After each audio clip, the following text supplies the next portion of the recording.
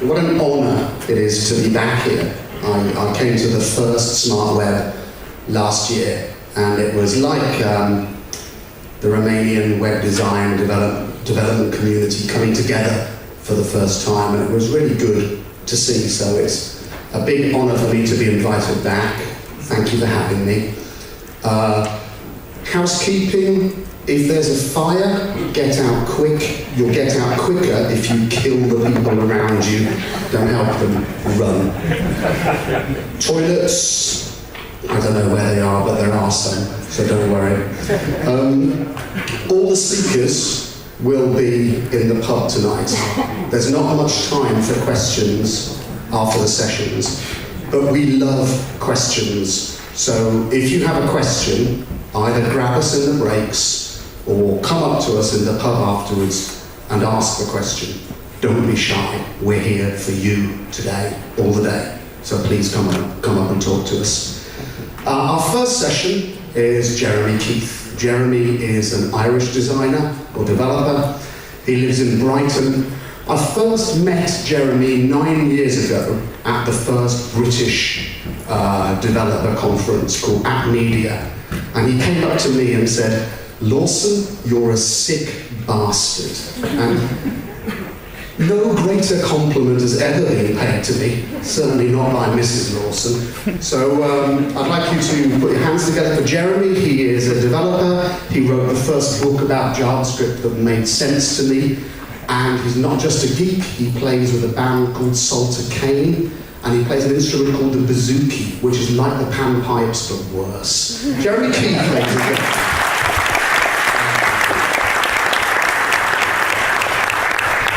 Thank you very much, Bruce. What a lovely introduction. And thank you to Gabby for inviting me, because this is really an honour and a thrill. It's my first time in Romania. So I've been exploring and having fun.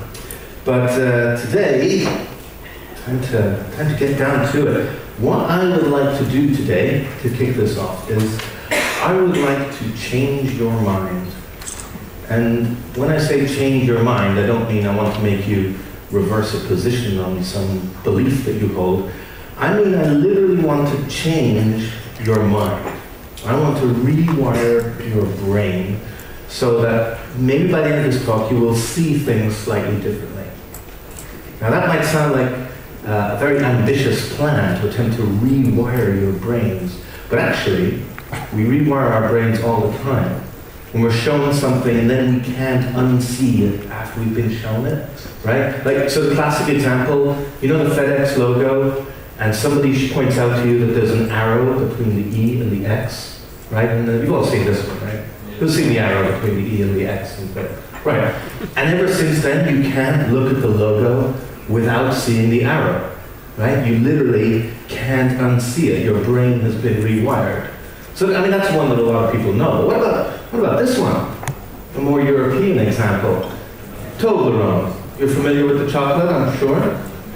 You're familiar with the logo. It's a mountain. It's a specific mountain.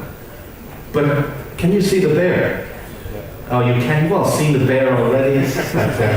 Who sees the bear? The bear. And you can't unsee the bear, right? All right. Consider the duck. It's a normal, everyday duck.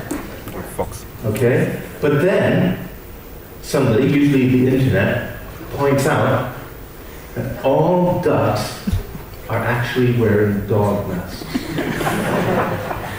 All ducks are actually wearing dog masks. And now, when I show you the same picture of the same duck, you can't unsee that. I've already rewired your brain, right? You'll never look at a duck in the same way again. These are all very trivial examples of rewiring the brain, of different ways of seeing the world, but sometimes, you know, we as a species have our collective brains rewired to see our place in the world completely differently. Like when Copernicus came out with the heliocentric model of the solar system, the idea that the Earth is not the center of the solar system, that the sun is the center of the solar system. This rewired our brains as well. And of course, nothing changed in the solar system from one day to the next. The Earth always revolved around the sun. But our understanding of the solar system and our understanding of our place in the universe changed because of the way we saw the universe.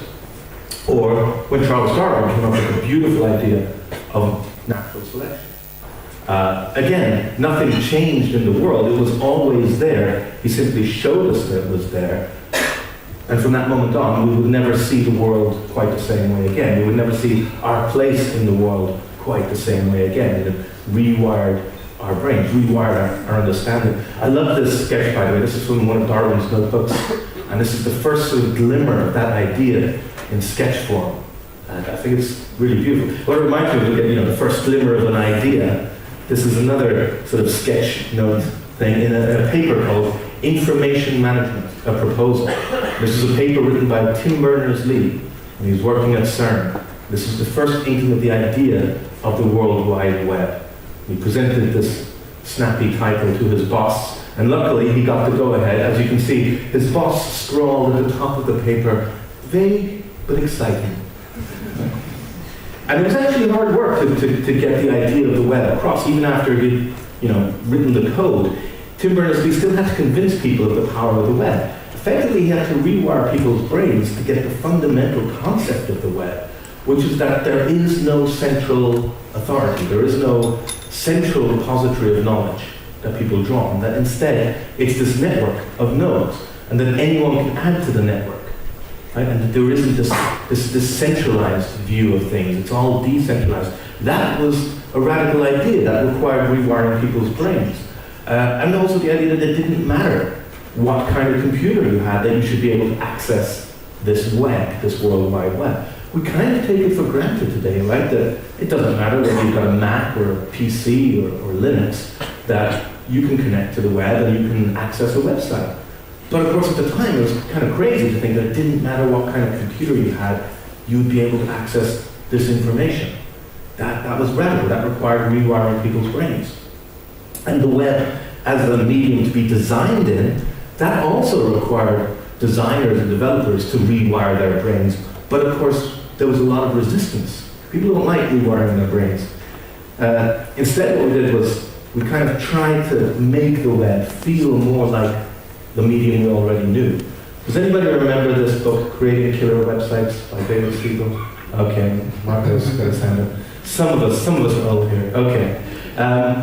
So this was the guy who came up with the idea of tables for layout and having a 1 pixel by 1 pixel space of GIF that you could change the size of, right? These were hacks, but they were necessary hacks so that we could achieve some kind of design, some kind of layout on the web.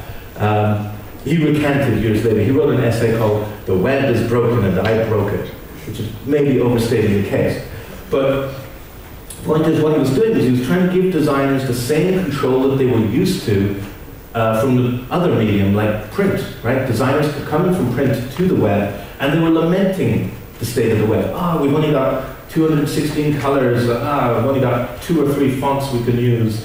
It's really limiting, not realizing that actually there's this huge bounty to be gained in the flexibility of the web. And John Alsop wrote this essay back in 2000 called The Tao of Web Design, where he pointed out that our idea of what constitutes a good web design is really just print design put on the web, and that's not really good enough. Has anybody read this article, The Tao of Web Design by John Alsop? Okay, a few of you, good. I think everybody should read this article. It's a fantastic article. It's on a list apart.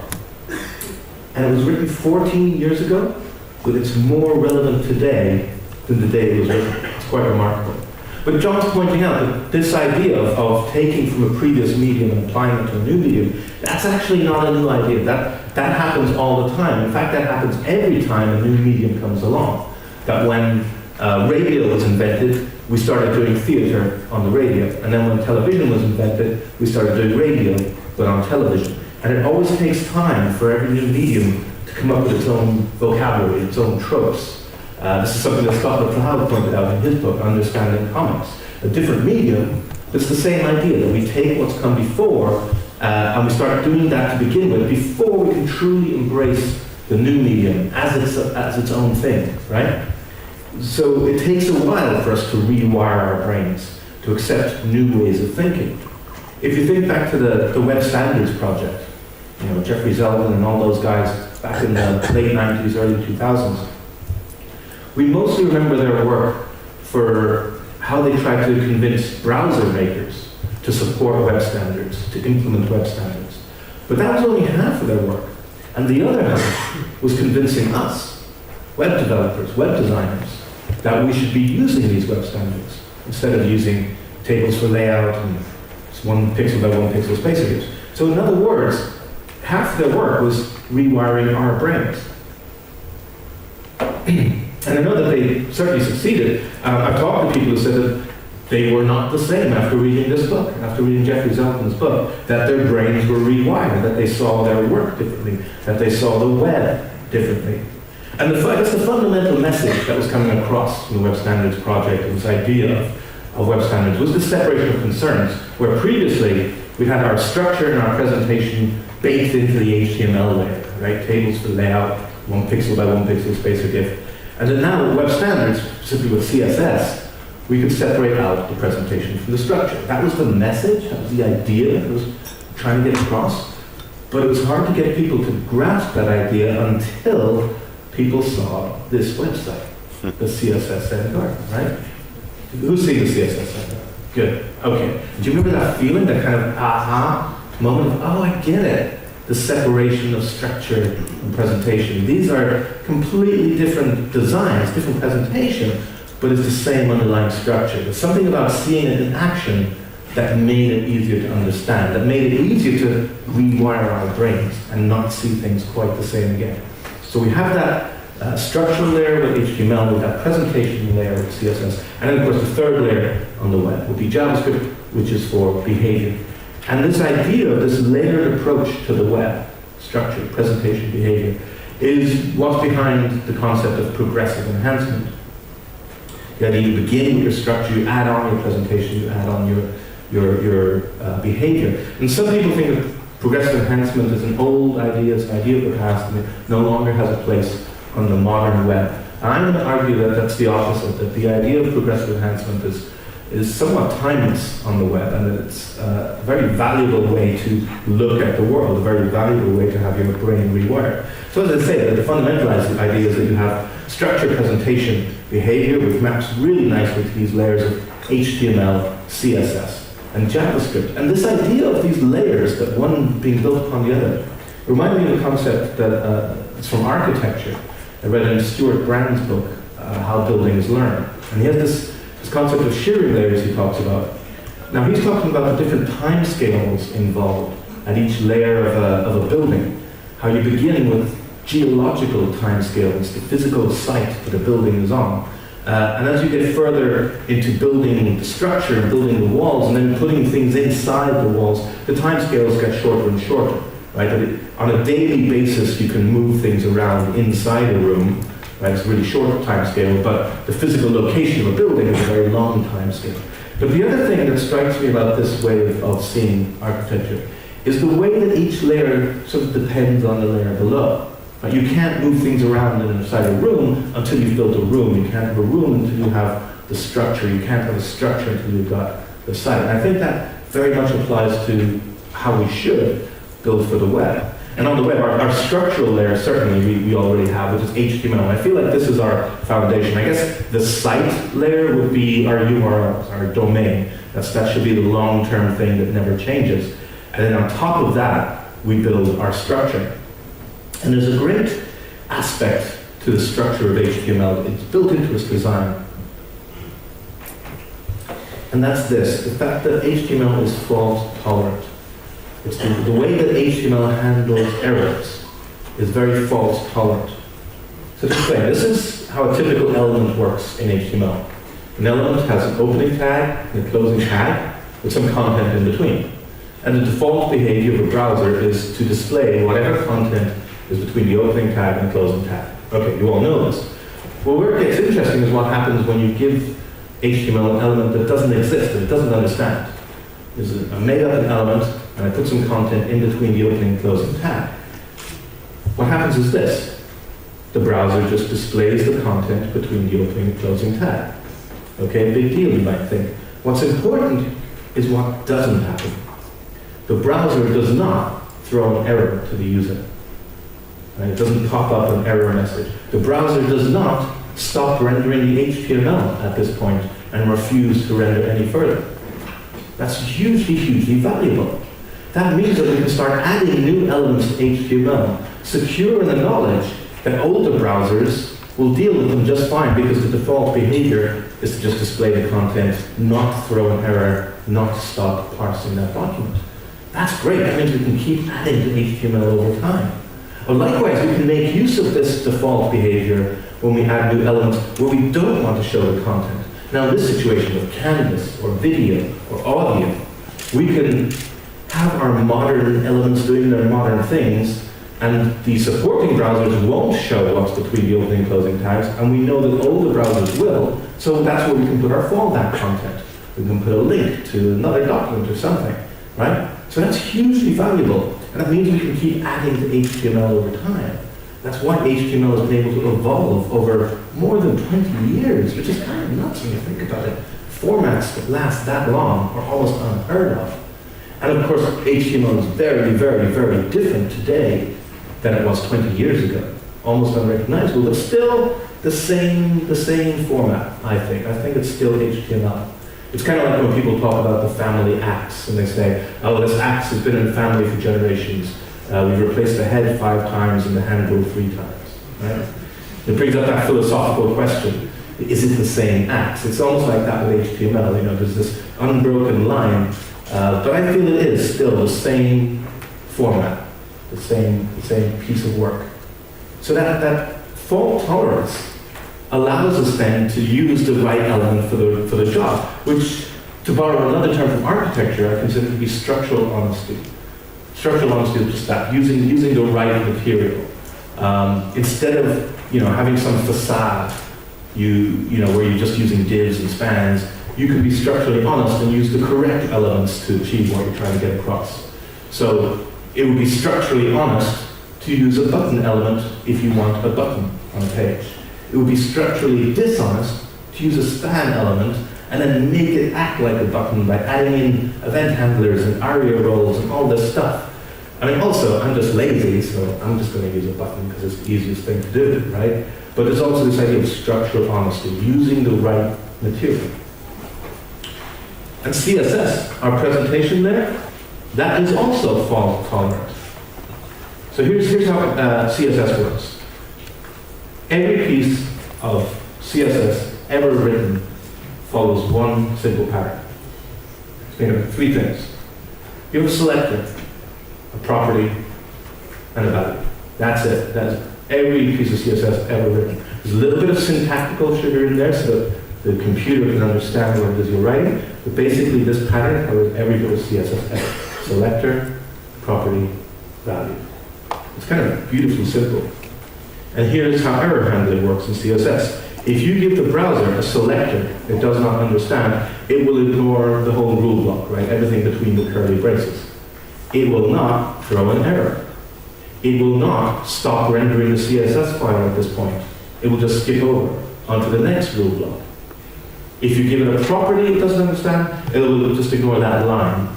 Likewise, if you give it a value, it will just ignore that line. It will skip on to the next line. It will not throw an error. It will not stop parsing. So again, that's hugely valuable. As we evolve CSS, we can keep adding new selectors, new properties, new values, safe in the knowledge that older browsers will just ignore them. They will not throw an error. And that allows us in our CSS, to use the right presentation for our stuff instead of having to fake things. Again, this is a kind of material honesty. If you think about using tables for layout, that's materially dishonest because that's not what tables are for. Or if you think about trying to make a rounded corner, instead of chopping up an image into 4 bits and inserting 4 spans and putting a background image on those spans, that's materially dishonest when you could just use border radius, which is the materially honest way to go.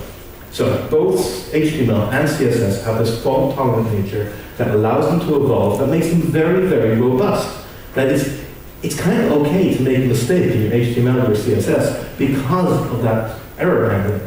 the worst that's going to happen is the browser's just going to skip over what you've written and go to the next line. And then there's JavaScript, which is a programming language, which means it can't be fault tolerant. It'd be very hard to write a programming language that just ignored errors and carried on parsing. I'm not sure it would actually be helpful to have a programming language like that. So JavaScript isn't fault tolerant. It sort of can't be. What that means is, if you make a mistake in your JavaScript, or you use a piece of JavaScript that the browser doesn't understand, it will throw an error to the user. It will stop parsing the JavaScript at that point and refuse to parse any further. Right? And that makes it a little more dangerous. That makes it a bit more brittle to use JavaScript. So my approach with JavaScript generally is to make sure I've got safe defaults in my HTML layer, in my CSS layer, and that I'm not relying on JavaScript. I kind of like to think of JavaScript as being like the electricity of the web, right? It superpowers what we're building, it makes it awesome, but you don't want to rely on electricity if you're thinking about product design or any other building design. You wouldn't want to make that enhancement something to rely on. There's a joke by Mitch Hedberg that Jake Archibald riffs on when he says, when an elevator fails, it's useless, but when an escalator fails, it becomes stairs. Right? And on the web, we should be building escalators, not elevators. In other words, yes, we should be using JavaScript. Don't get me wrong, I love JavaScript. But we shouldn't be relying on JavaScript. And the reason why we shouldn't be relying on it is because it isn't fault tolerant. You've got that single point of failure, that one little mistake could make everything go wrong. For example, this is Instagram.com.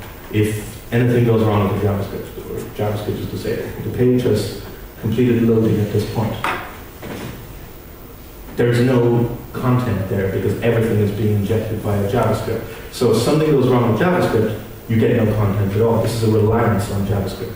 Now, I'm not saying that the situation we need to be worried about is people switching off JavaScript and loading your website and going, oh, I can't see any content because I switched off JavaScript. That's actually a pretty edge case. Very few people would choose to switch off JavaScript these days, and browsers make it harder and harder for people to switch off JavaScript. But nonetheless, things happen, right? Your packets get interrupted. Maybe an operator is injecting JavaScript into your page. That's been happening a lot lately.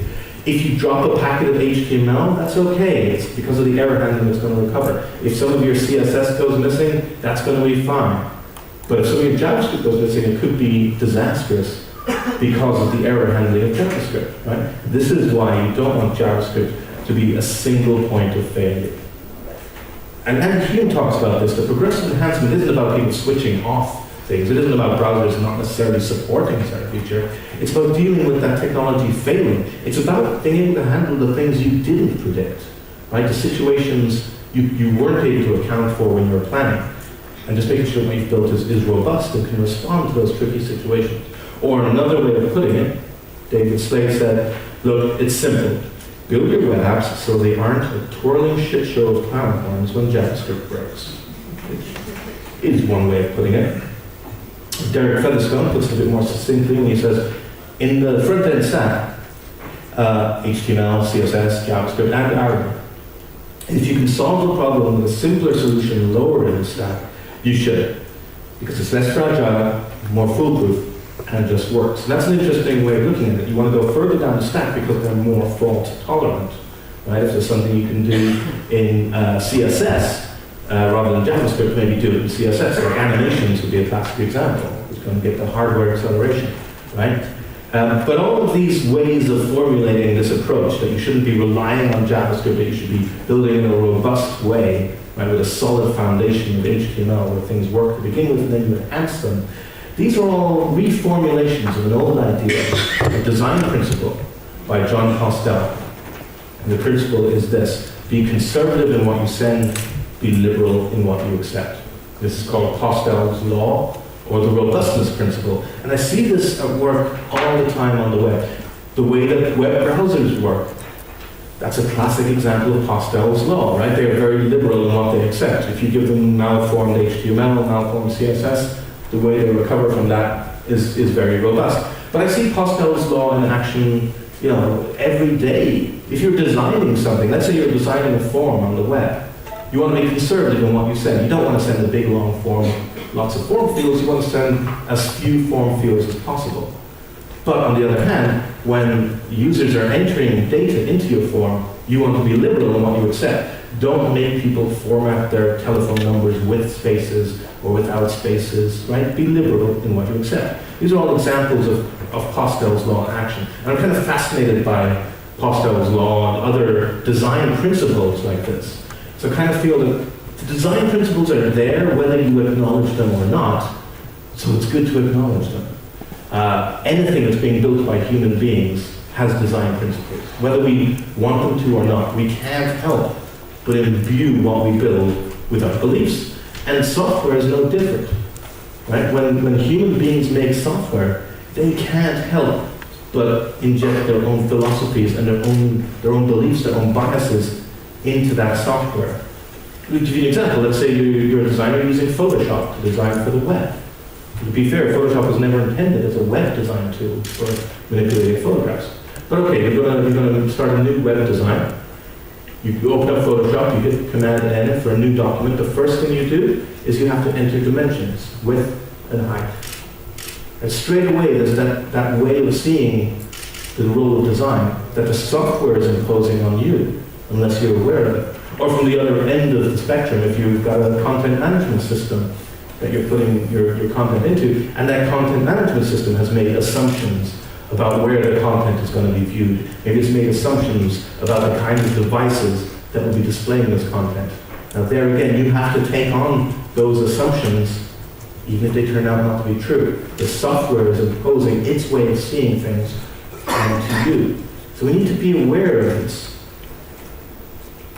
There's some software out there that's got more upfront design principles than others. We talk about opinionated software, but in fact I guess all software is opinionated, but some more than others. And on the front end stack, we're using JavaScript. There's a lot of big libraries out there these days that are more or less opinionated. So Backbone, for example, is a fairly hands-off library. You could certainly use progressive enhancement and Backbone together, just doing URL routing.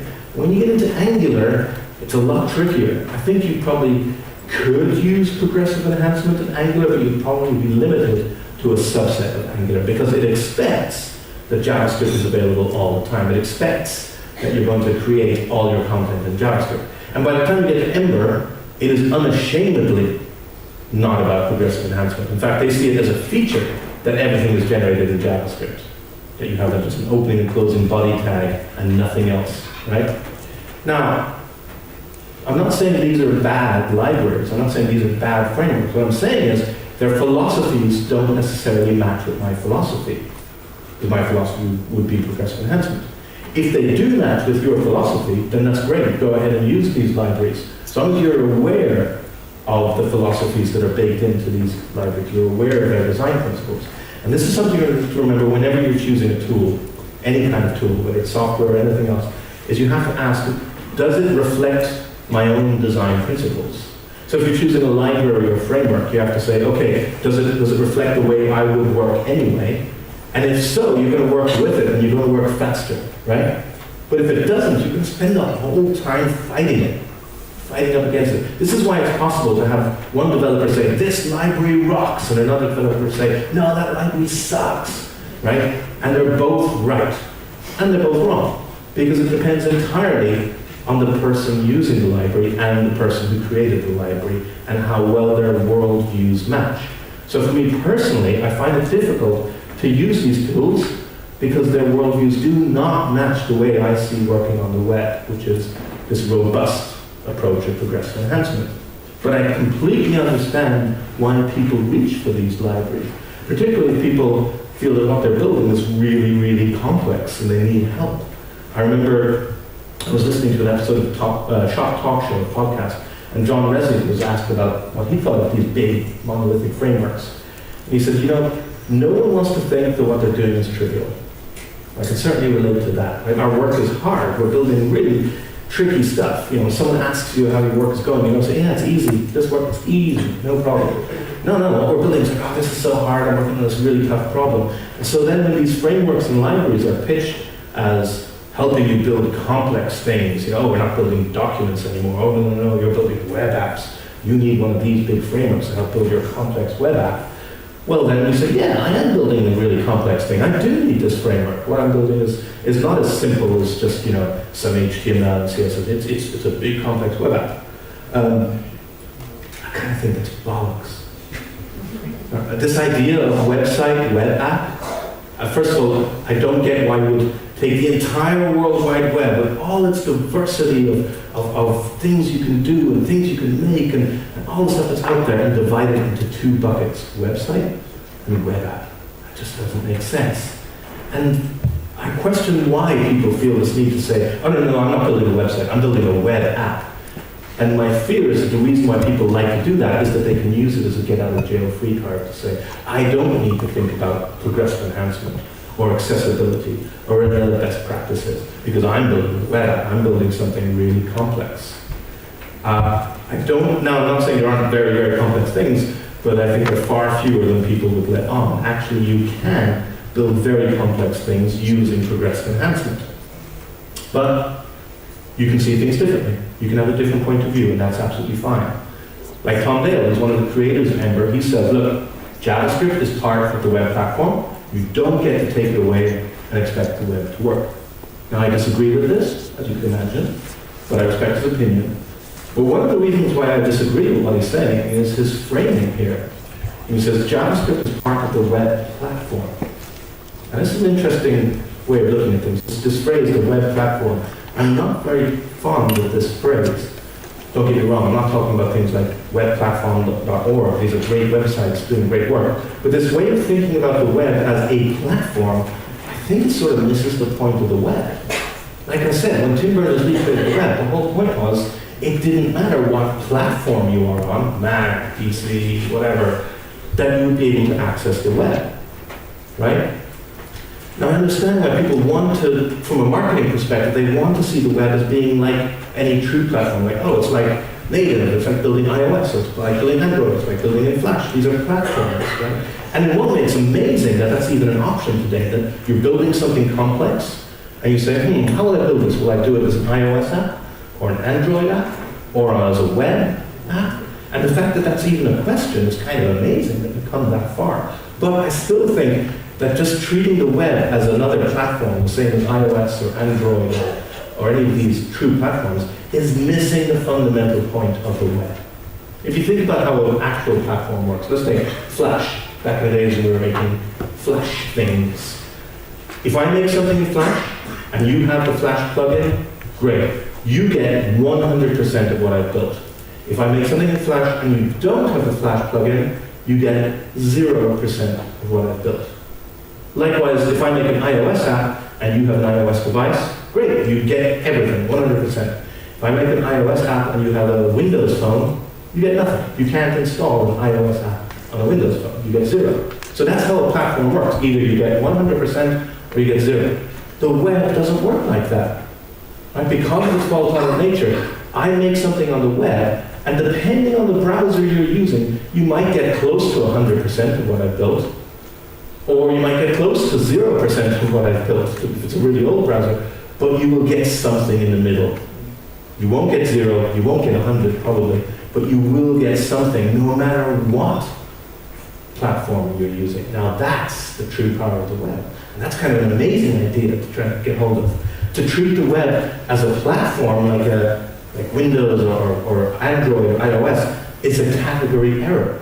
The whole point of the web is that it's cross-platform. So I don't like this phrasing of the web platform. But I understand why if you see the web as a platform, you're just going to get frustrated with it.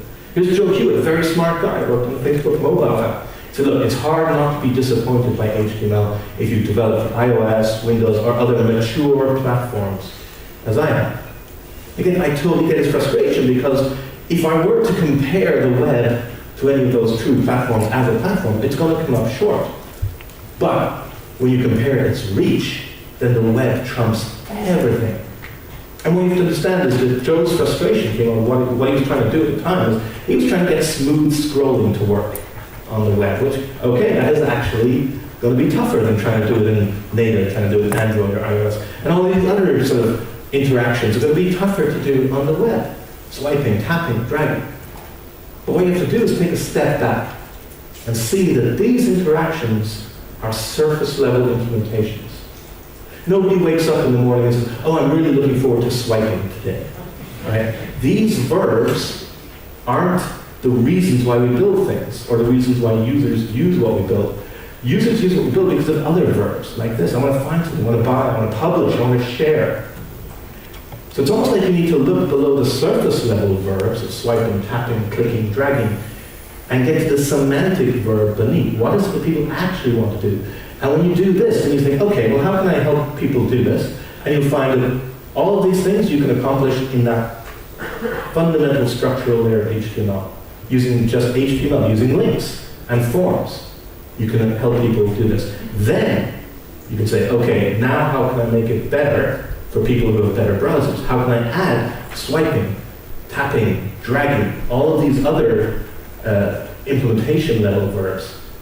That's a progressive enhancement, right? Progressive enhancement does not mean, oh, I'm designing for the lowest common denominator. It means you start with the lowest common denominator, a good HTML document, and then you build and you build and you build on top of that, and there's no limit to where you can go, right? And this approach of seeing the web as something where it doesn't matter what kind of device you've got, you can still accomplish your task, but it's going to probably look completely different, it's probably going to feel completely different, depending on the device you've got. That was encapsulated really nicely with responsive web design. If you think about, the initial idea of responsive web design, fluid grids and media queries and fluid images, what Ethan was doing was essentially treating layout as an enhancement. Right? If you're doing responsive web design right, where you start with the sort of mobile-first approach, and then you build upwards for wider and wider screens, then you're treating layout itself as an enhancement. That requires a rewiring of our brains. That requires us to see things differently. Oh, when I think of website, I don't think of a grid structure straight away. I think about the content and the priority of that content, and that the grid structure comes later. Okay, that it's essentially an enhancement. So what Ethan was doing when he wrote responsive web design was echoing back to what John Alsop was talking about embracing the flexibility of the web, not treating it as the medium that's come before. And this is, again, when I worry about people saying the web platform, treating the web like it's the same as iOS or Android or Flash, I see them making the same error that people did when they were treating the web as print design, just on the web, right? Is this frustration comes from not embracing the flexibility of the web, embracing the medium for what it is. So treating web design or web development as any other kind of software development is just the same as treating web design as print design. Right? You're making a fundamental error about the medium. And Ethan helped us rewire our brains to kind of embrace the unknown, flexible nature of the web that John was talking about in his article. So responsive design and progressive enhancement actually go hand in hand if you're doing it right. If you're doing that mobile-first approach, where layout itself is an enhancement. But it isn't a new idea. I mean, Ethan will be the first to admit this, that essentially responsive design is just a way of getting us to rewire our brains to understand this concept of one web. That you don't silo your website into a separate subdomain for mobile devices, maybe a separate subdomain for tablets, fridges, cars, right? It just doesn't scale. That you have one website that adapts. And that's not a new idea. This is the first website ever made. It's made by Tim Berners-Lee. It's now available at its original URL at CERN. This is how it looks in a small viewport. This is how it looks in a slightly larger viewport. Slightly larger, larger again, and widescreen. It's responsive. It flows to fluid. This is a really important point, that this fluidity is an inherent part of the web. And it's us that's been breaking this inherent fluidity by imposing fixed widths or imposing JavaScript requirements upon the web. And you again, the web is responsive on its own by default. It's us that's been breaking it all these years by placing content in fixed width containers. Going back to language, I talked already about I'm not keen on this phrase, the web platform. I'm certainly not keen on the phrase web app. Here's a phrase I'm not keen on: making a website responsive. Here's a phrase that I prefer: keeping a website responsive. Now that requires us to rewire our brains a little to see our job slightly differently. If you begin with a well-structured HTML document, it's responsive, it's accessible. And now your task is not how do I make it responsive or how do I make it accessible, it's how do I keep it responsive? How do I keep it accessible? So that as we start adding our presentation and our behavior, our CSS and our JavaScript, we should just constantly be asking ourselves, am I going to screw it up? Am I going to make it worse or better by adding this enhancement? You want to be enhancing, not restricting. It's a completely different way of viewing how you work. Instead of starting with this finished product, which is all the HTML and CSS and JavaScript in one lump, you break it down. You begin with the structure, you layer on the presentation, you layer on the behavior, each stage thinking, am I keeping it responsive? Am I keeping it accessible? But to be able to do this, to be able to rewire your brain to see the web in this way, right? Not just some fixed width website, but to stop thinking of websites in that way, it does require that you answer a fairly straightforward question. And the question is this: do websites need to look exactly the same in every browser? Now, luckily, you can find the answer to this question by going to a URL domain. That domain is, do websites need to look exactly the same in every browser.com? And there you will see the answer, which is clearly no. But the nice thing is, depending on which browser you're using, that answer will be displayed slightly differently with different CSS effects, depending on the capabilities of your browser. Because websites do not need to look exactly the same in every browser. And just to make sure that we're all on board, this is the only bit of audience participation I'm going to ask you for. I want to make sure that we get the right answer to this. Ladies and gentlemen, do websites need to look exactly the same in every browser? No. Oh, who said yes? Marco, stop trolling. Stop trolling, Marco. Security? Okay. But honestly, if you can do this, it can really change how you see your work. Like, instead of feeling overwhelmed, because I know I feel overwhelmed, right, by, oh my God, there's so many different browsers, there's so many different devices, so many different technologies, and it's scary, right, you're overwhelmed by all this stuff. But once you embrace the fact that, wow, no, it's okay. It's okay. Websites do not need to look the same in every browser. This onslaught of devices stops being something to be afraid of, and it actually starts being fun, something to be embraced, right? It's like, okay, this is actually pretty fun. Look, I'll give you an example. I'll give you an example from a project I was working on recently. It's going to be a very simple example, I'll give you that. But to just show the mindset of progressive enhancement. We'll start with a pattern. It's navigation. Handling navigation in a responsive design. Now, here's this pattern I first saw on Luke Wroblewski's old startup, BadCheck, which is to reveal the navigation. He's got a trigger in the top corner there, a downward pointing arrow. It'd be better if it were labeled with something like menu, but anyway. When you hit that trigger, you go to the navigation. Now, the way this works is really, really simple. It's actually just a hyperlink. The navigation is at the bottom of the document, and that trigger is just an A element pointing to an internal anchor, right? href equals hash navigation. Now, I really like this because it works everywhere.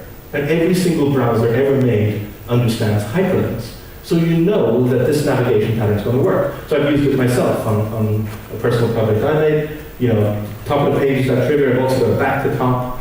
I've styled it in such a way that it fills the screen, so it kind of feels like the navigation is popping up right there. Very simple navigation pattern, but the crucial thing is it works everywhere. Great. But this is progressive enhancement, so the nice thing is we don't have to stop here.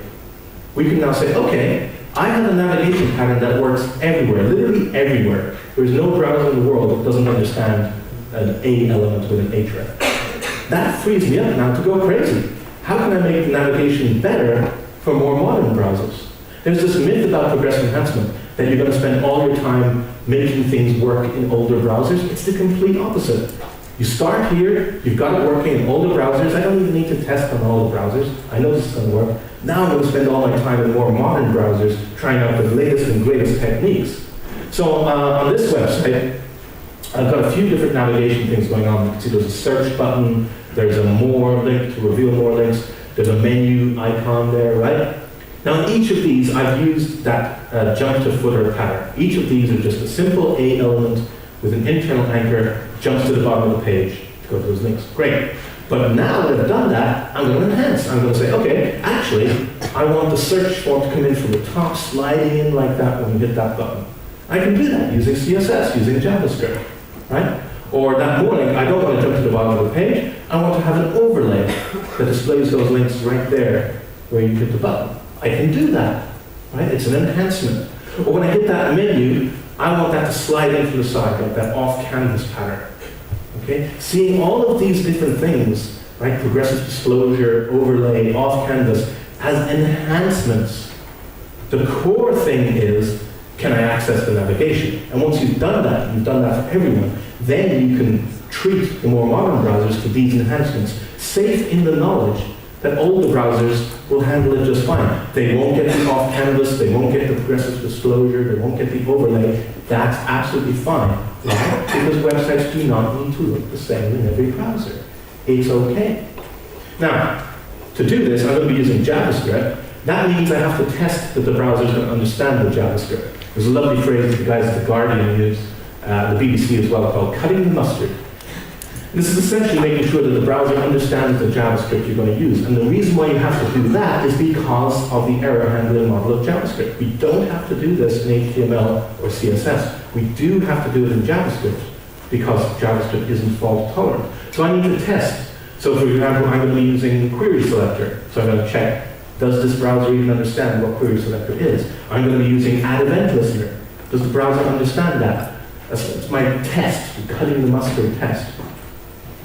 And if they do, if the browser understands that, great. I go ahead and add all those enhancements off canvas, progressive disclosure, overlay, whatever it is. And there's two important points to realize here with this bit of pseudocode. One, I am not testing for a particular browser. I'm not looking at the user agent string, saying, are you Safari, or are you Android, or are you Windows? I am not user agent sniffing, and I never will. The other thing to notice here is that there is no there is no else statement. I'm saying if you understand this stuff, you get the enhancement. If you don't, you don't. Because websites do not need to look the same in every browser. I'm not going to add in a bunch of extra code, polyfill support for older browsers. It's perfectly okay that it works differently in older browsers. Websites do not need to look the same in every browser. I'll give you another example of technology where I'm not going to polyfill support. I use media queries in my responsive designs, right? Begin with the structure, add on the layout as an enhancement. So all the rules about the grid system, all of that is inside media queries. Media queries are supported in all modern browsers. Media queries are not supported in older versions of Internet Explorer. For example, Internet Explorer 8, Internet Explorer 7, Internet Explorer 6. So what do I do in that situation? Nothing. It's absolutely fine because those users can still access the content. No, they won't get the same layout as a modern browser, but you know what? Websites do not need to look the same in every browser. So it's okay that an older version of Internet Explorer shows things differently than the latest version of Chrome or Firefox. Aggressive enhancement, I call it. Now let me just double check. Do websites need to look exactly the same in every browser? No. Stop trolling, Bruce. No, you say, but now some of you are kind of thinking, I wish it weren't that way. Here's what you have to rewire your brain. You have to understand that there's a difference between support and optimization. And when you talk about supporting users of Internet Explorer 8, or supporting users of Internet Explorer 7. Actually, most of the time what you're talking about is optimizing for users of those older browsers. Saying, I want those browsers to have the same layout as the latest and greatest browser. I want to have the same features as the latest and greatest browser. That's not the way the web works. And you're fighting against the nature of the web. Now, am I saying you should not support those browsers? Absolutely not. I think it would be criminal to turn away anybody based purely on the browser they're using. Someone comes to your website using an older browser, that's their decision. They should be able to access your content. They should be able to achieve their task, whether that's booking a holiday or a hotel room, sharing something, publishing something. Every browser should be able to accomplish that task. Should they all have the same experience? Absolutely not. If you're building a website that looks the same in Internet Explorer 6 as it does in Chrome 36, then that's a bad code smell. I mean, you're doing something wrong. That's not something to be proud of. Right? But I know you're saying, yeah, okay, fine. Fine, you convinced me, but you haven't met my boss. Right? So I believe you, but I can't convince him. It's true, I haven't met your boss or your clients. I don't know them. And I can't convince them that websites don't need to look the same in every browser. But you can, and you should. In fact, that's your job. If your boss or your client believes that your website needs to look and behave exactly the same in some ancient version of Internet Explorer as it does in the latest Mozilla Nightly or the latest Chrome or the latest Safari, then the problem to be solved is not making it look the same in those browsers. The problem to be solved is making that person understand the nature of the web. The problem to be solved is to rewire their brains. And if you go off and you come up with these great hacks to make something look exactly the same in IE 6 or 7 as it does in Chrome or Mozilla that was released last week, and you're proud of these hacks, no. That's such a waste of your talent and a waste of your energy. Make sure you're solving the right problem. You're dodging the problem by doing that. The problem to be solved is rewiring people's brains. But I acknowledge that that's a really hard problem. Frankly, I find it easier to deal with technologies. HTML, CSS, JavaScript, we can do that, right? We've solved so many technical issues. We solved responsive images, for God's sake. I mean, there's no limit to what we can do with our technologies. But people are hard. And I can't really help you. I don't know your boss. I don't know your clients. I can't give you the ammunition you need. Only you can do that. Only you know them. And I feel bad telling you this, but that is your job. And you might be thinking, this is completely unrealistic. It can't be done. They will never understand. But I heard that thinking before. Back when the Web Standards Project were trying to convince people, don't use tables for layout. Use CSS, use web standards. People said, no. Tables are easier.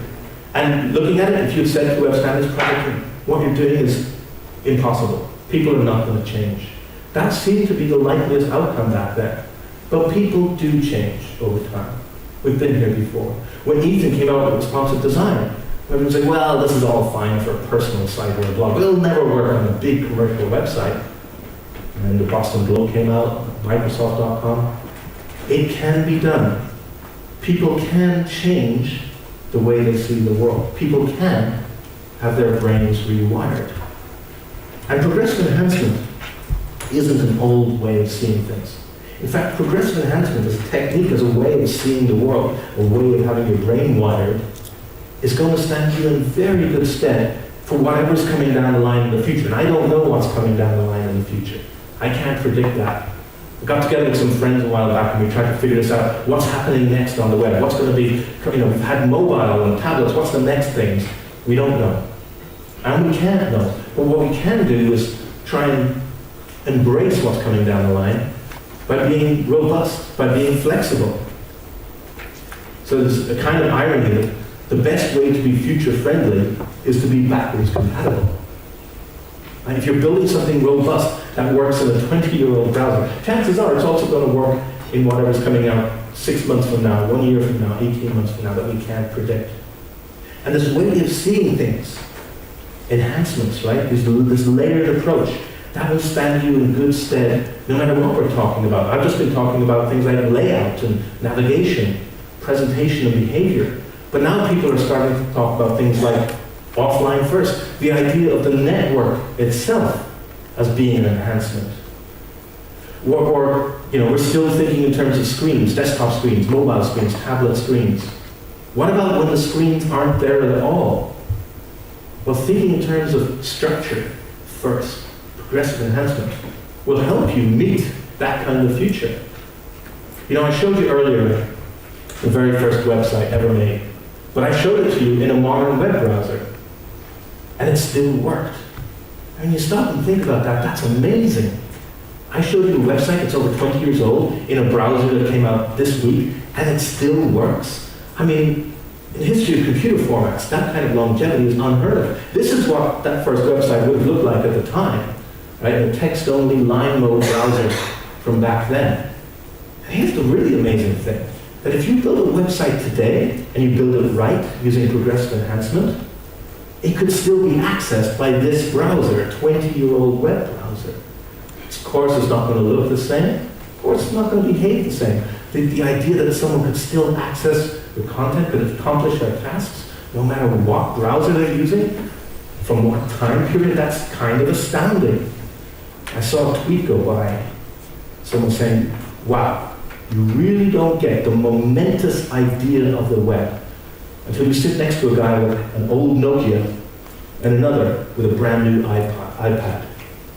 Right? Cross-platform. Technologies change. Tools change. The computer I used to make my websites changed. The servers changed.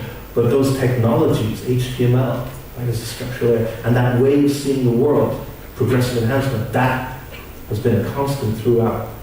And the fact that anybody can access what I build, no matter what device, no matter what browser, that's a truly momentous idea. And that's really something that's worth rewiring your brains for. Thank you.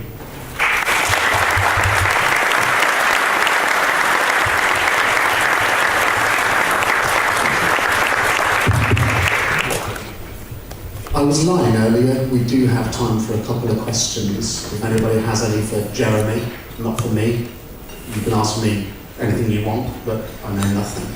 If anybody has a question for Jeremy, put your hand up. It can be a little bit scary asking a question in a different language. So if you want to ask a question in Romanian, you can, and it can be translated. Any questions? Gentleman at the back. Is that Melissa? Yeah. You hear me? Just. I'll repeat it.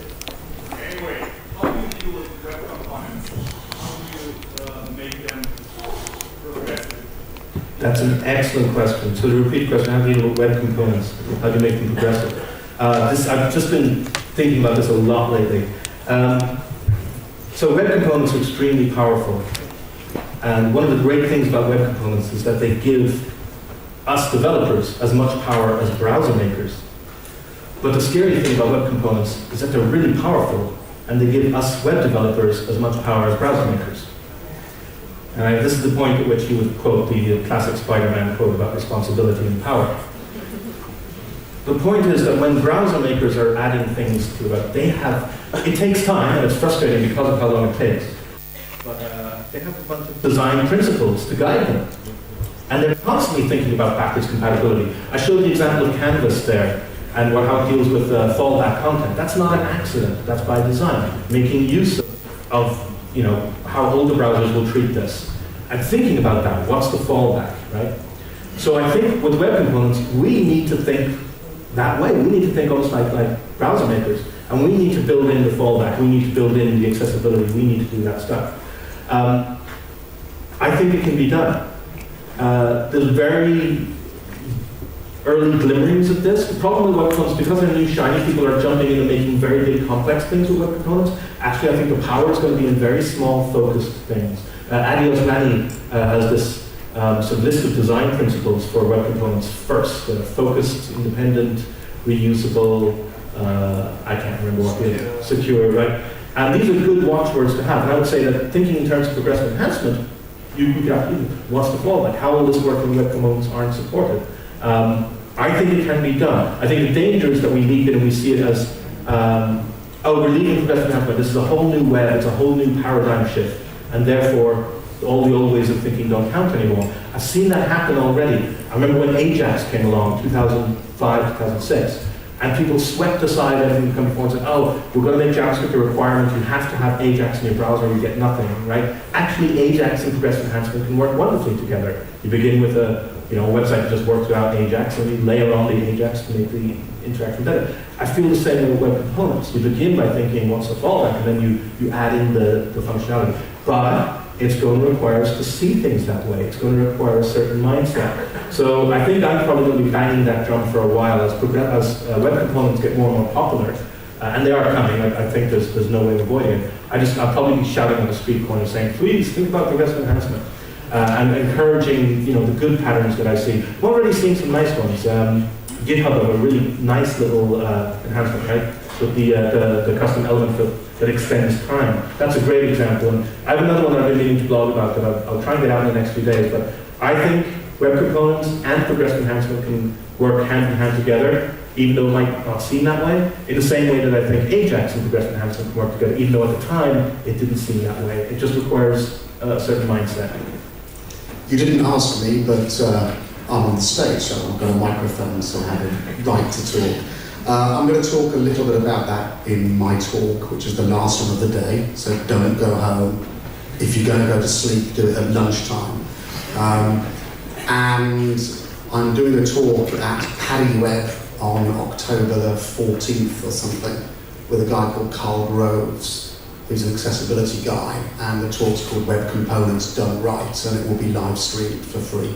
So that we're going to propose a methodology to make web components progressively enhanceable, and hopefully it's early enough in the web components life cycle of the technology that some people will listen. But everything Jeremy said is, we were talking last night in the bar, and I share his concerns too.